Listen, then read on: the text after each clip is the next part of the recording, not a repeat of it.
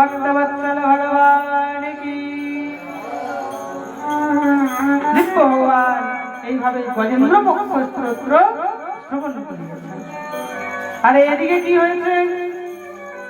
এদিকে মহারাজ দুর্বাসা মুনি ভগবানের দর্শন করার জন্য বৈকুণ্ঠে এসেছে। দুর্বাসা মুনি ভগবানের দর্শন করতে একদম আনন্দ হয়ে গেছে।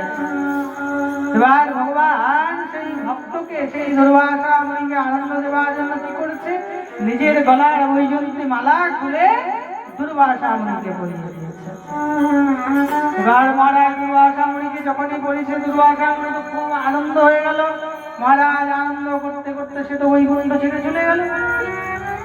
আর এদিকে মা লক্ষ্মী তো একদম চোখ কপালে উঠিয়ে বসে আছে। আরে যখন কোনো বাবাজি আসে নিজের বৈজয়ন্তী মালা খুলে দিয়ে দেয়। আমি কত পরিশ্রম করে মালা গাঁথি তা দেখে না। আজ মালা দিয়ে দিল, কাল এই দিয়ে দেবে, কাল ওই দিয়ে দেবে, পরশুকেও আমাকে চাইবে, আমাকেও তো দিয়ে দেবে। তার থেকে এর কাছে থাকবো না। সঙ্গে সঙ্গে মা লক্ষ্মী জলের মধ্যে গমন করেছে। এবার প্রভু মনে মনে চিন্তা করছে, আচ্ছা বাবা, বাইরে হলে পারা যায়, ঘরের মধ্যে হলে কিন্তু পারা যায় না। বাইরের কোনো সমাধান করতে পারি, এখন ঘরে হয়েছে কিভাবে সমাধান করব? ভগবান এই কথা চিন্তা করতে করতে করতে করতে যে দুর্বাসা মুনি চাচ্ছিল, সেই দুর্বাসা মুনির পথের মধ্যে ইন্দ্রদেব চলে এলেন। এবারে মহারাজ ইন্দ্রদেবের সঙ্গে যখনই দেখতে পেয়েছে, ইন্দ্রদেব দেখে সঙ্গে সঙ্গে দুর্বাসা মুনিকে প্রণাম করেছেন।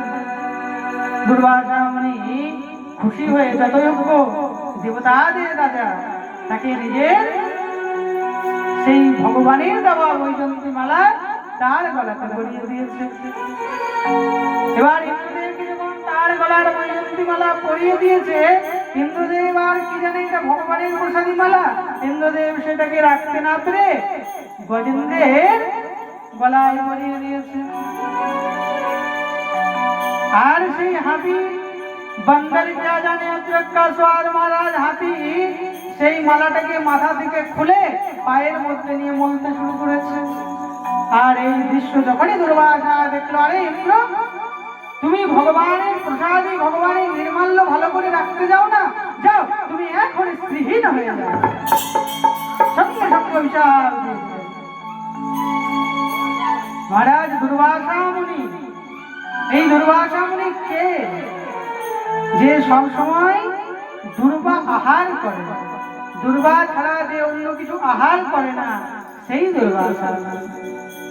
তো সেই দুর্বাসা মুনি আজ ইন্দ্রকে অভিশাপ দিয়েছে, শোনো ইন্দ্র, তুমি স্ত্রীহীন হয়ে যাবে।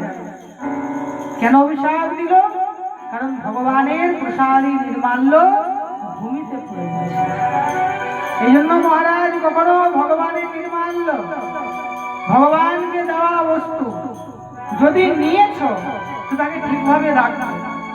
অনেকে মহারাজ ভগবানের প্রসাদী কাপড় নেয়, প্রসাদী মালা নিয়ে থাকে, প্রসাদী পুষ্প নিয়ে থাকে। মহারাজ সেটা নিয়ে যদি তুমি যত্ন করতে না পারলে তো সেটাকে নেওয়ার দরকার নেই।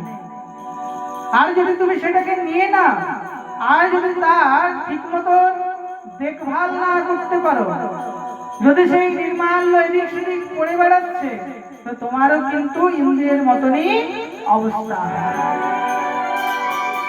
মহারাজ এই কথা যখনই দত্তগুরু শুক্রাচার্য জানতে পারলো, সঙ্গে সঙ্গে দত্তদেবকে আদেশ দিল, যাও তোমরা গিয়ে স্বর্গ আক্রমণ করো। মহারাজ দত্তরা গিয়ে স্বর্গ আক্রমণ করেছে, দেবতাদেরকে পরাজিত করে স্বর্গের মধ্যে অসুরদের রাজত্ব শুরু হয়ে গেল। মহারাজ অসুরদেরও সবাইকে আলাদা আলাদা মন্ত্রালয় দিয়ে দিল। এগুলো তো সব মন্ত্রালয়। জলের মন্ত্রী হলো বরুণদেব, মহারাজ বিজলি বিভাগ হচ্ছে সূর্যদেবের, বাজেট মন্ত্রী কুবের, এইভাবে সবাইকে আলাদা আলাদা ডিপার্টমেন্ট দেওয়া হয়েছে।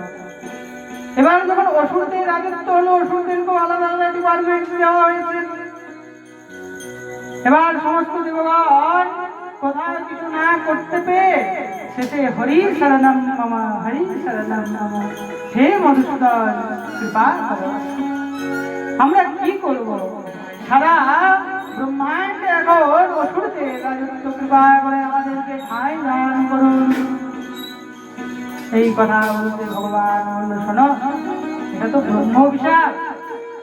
আর বাক্যেন জনার্দন, ব্রহ্ম বাক্য সাক্ষাৎ ভগবানের বাক্য, যা কখনো খণ্ডন হয় না।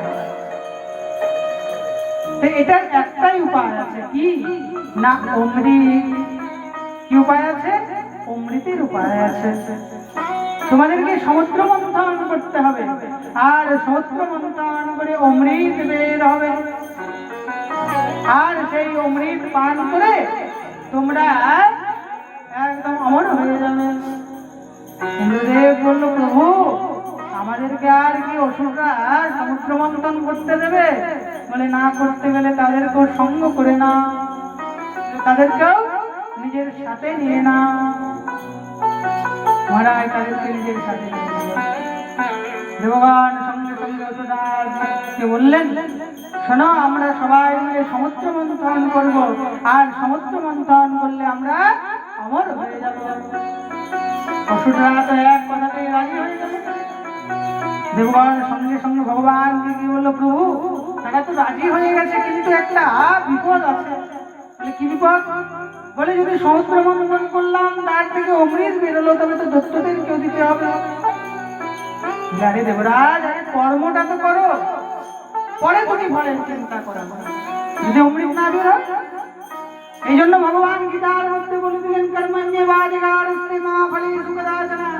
তুমি কর্ম করো, তার ফলের চিন্তা করো, আগে কর্ম করো।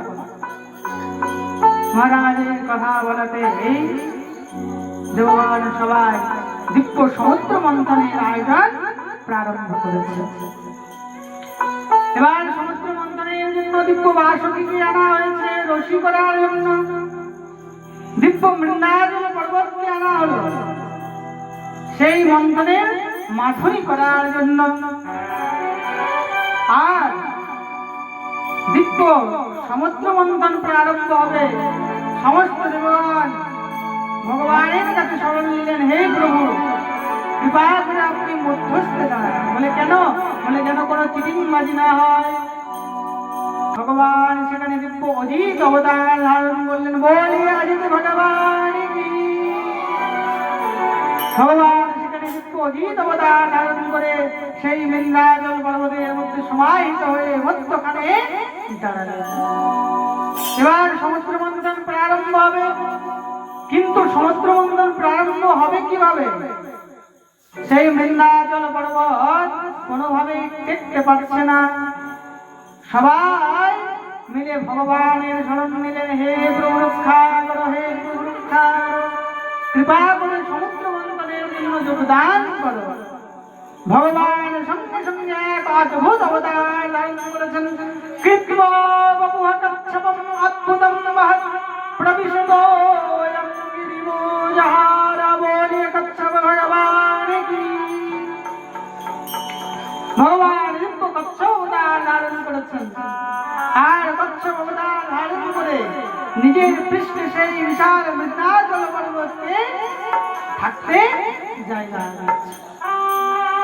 এবার সমুদ্র মন্থন প্রারম্ভ হলো। এবার সমুদ্র মন্থন হতে হতে প্রথমে হলাহল বিষ বেরিয়েছে। কি বেরিয়েছে? হলাহল বিষ বেরিয়েছে। সমস্ত দেবগণ ভগবানের শরণাপন্ন হলেন, হে প্রভু কৃপা করো, কৃপা করে এই বিষের জ্বালা থেকে এই সারা সংসারকে রক্ষা করো। ভগবান বললেন, আমি কিছু করতে পারবো না, এই জন্য ভোলানাথের কাছে যেতে হবে, কারণ আমি বিষের জ্বালা সহ্য করতে পারি না। ভোলানাথের কাছে সবাই গিয়েছে, দিব্য ভোলানাথের স্তুতি করেছে। দেবদেব মহাদেব ভূতাত্মা ভূত ভাবনম ত্রাহিণ শরণাপন্নম ত্রিলোক বিষাদ দহনম। হে ভোলানাথ, কৃপা করে রক্ষা করো, রক্ষা করো। এই সারা সংসার এই বিষের জ্বালায় তাদের বিনাশ হয়ে যাচ্ছে, কৃপা করো। ভোলানাথ সঙ্গে সঙ্গে বিশাল রূপ ধারণ করে সেই হলাহল বিষকে নিজে পান করতে লাগলো। এবার পান করতে করতে হঠাৎ করে তার স্মরণে আসছে যে বিষটাকে তো ভিতরে দিতে গেলে চলবে না, কারণ আমার হৃদয়ের মধ্যে প্রাণ পবিত্র রয়েছে, আর তার যদি বিষের স্পর্শ হয়ে থাকে তো সে তো বিষের জ্বালা সহ্য করতে পারবে না। ভোলানাথ কি করলো, নিজের কণ্ঠের মধ্যে সেই হলাহল বিষকে ধারণ করলো, তার কণ্ঠ নীল হয়ে গেল। নাম হলো নীলকণ্ঠ, বলিয়ে নীলকণ্ঠ ভগবান কি জয়।